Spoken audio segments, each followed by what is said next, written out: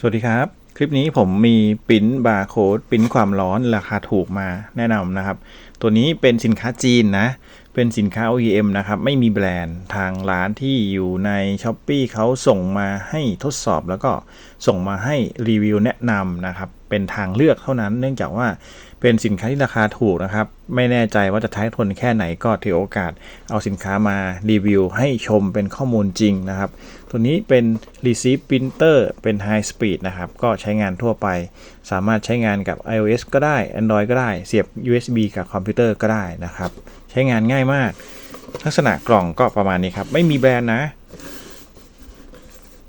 มาแบบนี้เลยมีอะแดปเตอร์มาให้นะครับตัวนี้เป็นชาร์จเจอร์ไฟก็ใช้งานที่ไทยได้เลยนะครับใช้งานไฟ9โวลต์2แอมป์เป็นอะแดปเตอร์พอร์ต DC 5.5 มิลตัวนี้นะครับตัวปรินเตอร์ก็มาแบบนี้ครับหน้าตาคุ้นเคยมากวางทั่วไปได้เลยแบบนี้ได้ข้างคอมได้นะครับวางทั่วไปก็ได้เขามีทั้งบลูทูธเสียบ USB ก็ได้ตรงบริเวณนี้จะมีปุ่มอยู่1ปุ่มนะครับเป็นปุ่มฟีดกระดาษแล้วก็มีไฟสเตตัสมีไฟพาวเวอร์นะครับแล้วก็มีปุ่มเปิดปิดไม่มีแบตในตัวนะครับต้องเสียบอะแดปเตอร์เท่านั้นสามารถเสียบ USB กับคอมพิวเตอร์ได้มีลำโพงสปีกเกอร์อยู่ตรงนี้นะครับแล้วก็ด้านล่างตรงนี้จะเป็นสเปคเป็น Thermal Receive Printer นะครับรุ่น BT-58D สามารถใช้กับกระดาษได้58มิลลิเมตรนะครับแล้วก็ไฟ9โวลต์2แอมป์ใช้ได้ทั้งบลูทูธและ USB นะครับมี USB ที่เป็นลักษณะคล้าย USB printer นะครับแล้วก็ตรงนี้เป็นพอร์ตคล้ายๆกับโทรศัพท์ครับไม่ได้ใหญ่เท่าแลนเล็กๆกว่านะครับผมลองเอาพอร์ตแลนเสียบแล้วเสียบไม่ได้ไม่แน่ใจว่าเขาใช้ทำอะไรนะครับตรงนี้เป็นเสียบแจ็ค DC 5.5 มิลมีเท่านี้ครับการใช้งานก็ใส่กระดาษตรงนี้นะครับการใส่กระดาษก็กดแบบนี้เลยเพื่อดึงออกมาแบบนี้นะครับเวลาคุณใส่กระดาษให้คุณหงายขึ้นมาท่านี้นะครับเพราะว่าหัวปริ้นเขาจะปริ้นตรงนี้หัวปริ้นอยู่บริเวณนี้สังเกตเห็นได้นะครับตรงนี้นะเวลาใช้กระดาษก็สามารถใส่ให้กระดาษม้วนขึ้นมาแบบนี้ได้เลยท่านี้นะครับแล้วก็เกยขึ้นมานิดนึงนิดเดียวก็พอนะครับเพื่อให้เขาโผล่ขึ้นมาได้ในรอบถัดไปประมาณนี้นะครับแค่นี้ก็กดลงไปได้เลยเขาก็อยู่ท่านี้หลังจากนั้นเสียบอะแดปเตอร์ครับด้านในโอเคเสร็จแล้วครับเปิดเครื่องไฟสถานะ power ขึ้นแล้วนะครับไฟ power จะเป็นสีน้ำเงินนะครับในการใช้งานให้คุณโหลดแอปเกี่ยวกับ Bluetooth Thermal Printer นะครับผมใช้แอปนี้ Bluetooth Thermal Printer จริงๆมีหลายแอปมากเลยคุณสามารถโหลดใช้งานได้นะครับไม่จำเป็นจะต้องให้มือถือเชื่อมต่อตัวปรินเตอร์นะการใช้งานเขาง่ายกว่านั้นนะครับผมโหลดแอป Bluetooth Thermal Printer มาผมก็เปิดใช้งานนะครับแล้วหลังจากนั้นคุณสามารถที่จะโหลดเอกสารได้แอปนี้ใช้งานได้ง่ายมากนะครับแค่ปุ่มบวกเซตติ้งพวกนี้ไม่ได้มีอะไรเยอะแยะมากมายดูก็ได้ไม่ดูก็ได้เป็นการปรับแต่งแอปนะครับส่วนตรงนี้เราจะเริ่มปริ้นผมจะปริ้นจากไฟล์ที่ผมมีอยู่ตรงนี้นะครับลักษณะหน้าตาเป็นแบบนี้แล้วผมก็กดที่ปริ้นจะมีให้เลือกเลยเป็น BT58D ตัวนี้นะครับกดได้เลยเนี่ยครับมันง่ายกว่าเยอะเลยนะครับออกมาแล้วถามว่าละเอียดแค่ไหนตัวนี้ขึ้นอยู่กับว่าคุณเอา A4 มาปริ้นหรือเปล่านะครับเรียบร้อยเสร็จแล้วอย่างง่ายเลยเนื่องจากว่ากระดาษคุณภาพกระดาษแล้วก็ตัวหนังสือที่ผมใช้อยู่เนี่ยมันเป็นของ A4 นะครับออกมามันก็เลยเป็นแบบนี้ที่มองไม่เห็นนะครับจำเป็นจะต้องใช้สลิปนะผมจะลองปริ้นสลิปตัวนี้นะครับตัวนี้เป็นสลิปส่งสินค้าคืนนะครับสามารถรีไซส์ได้นะแบบนี้เลยนะครับอันนี้คือผมขยายเป็นไซส์เต็มเลยเสร็จแล้วกดปริ้นครับออกมาแล้ว ประมาณนี้เสร็จแล้วก็ฉีกครับก็ถือว่าโอเคครับลองปริ้นใบปะหน้าส่งของทั่วไปนะครับตัวนี้ผมเคยใช้ตัวนี้มาก่อนผมลองสั่งปริ้นอันนี้ edit นะครับครอปเสร็จแล้วได้ประมาณนี้สั่งปริ้นครับ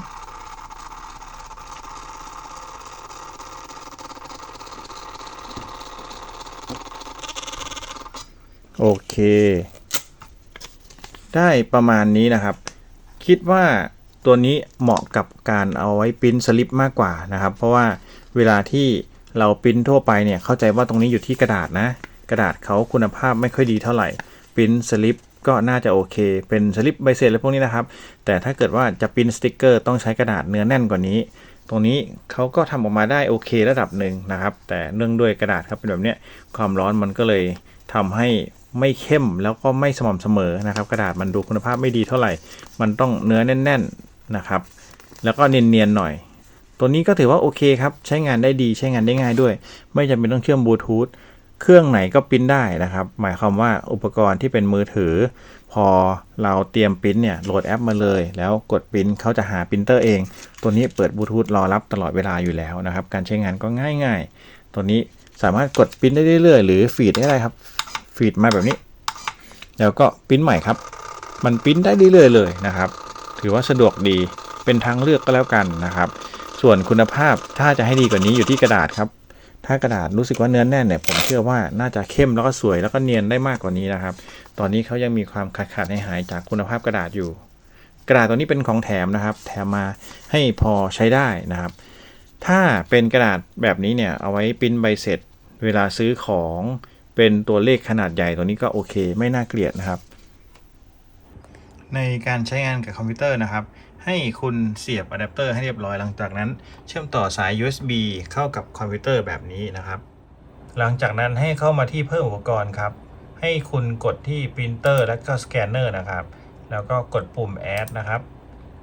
เขาก็จะขึ้นมาให้ Add จะเจอตัวที่เป็นปรินเตอร์ BT-58D เลยก็กดปุ่ม Add ครับ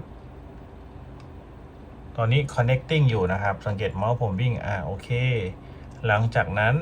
เขาจะให้ใส่ password barcode นะครับใส่เลข0 4ตัวแล้วก็กด next โอเค install driver อยู่นะครับพร้อมใช้งาน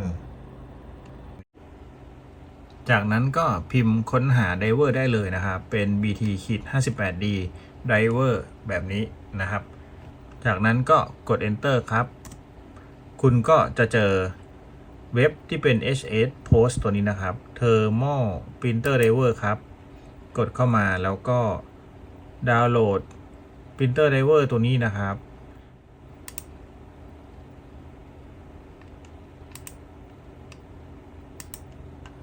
จากนั้นดาวน์โหลด Driver มาแล้วก็ติดตั้งครับกด next โอเค next search สักหน่อยครับโอเคเจอแล้ว next ครับโอเค add driver เรียบร้อยครับหลังจากนั้นเราก็ไปกลับไปที่เดิมครับไปที่ตัว setting สังเกตดูด้านล่างไหมครับหลังจากที่เรียบร้อยแล้วข้างล่างจะเจอ post printer ตัวนี้นะครับมาแล้วคุณก็สามารถใช้งานได้แล้วครับตอนนี้ print test ครับลอง print test ก็ print ออกมาเรียบร้อยนะครับตัวนี้ print test ก็ค่อนข้างเยอะเลยถือว่ารายละเอียดก็โอเคอ่านได้ครบถ้วนครับผมลองจัดหน้ากระดาษตามนี้นะครับจริงๆขึ้นอยู่กับการจัดวางหน้ากระดาษแล้วเทสก่อนนะครับผมจัดวางสวยๆแล้วก็จะลองปริ้น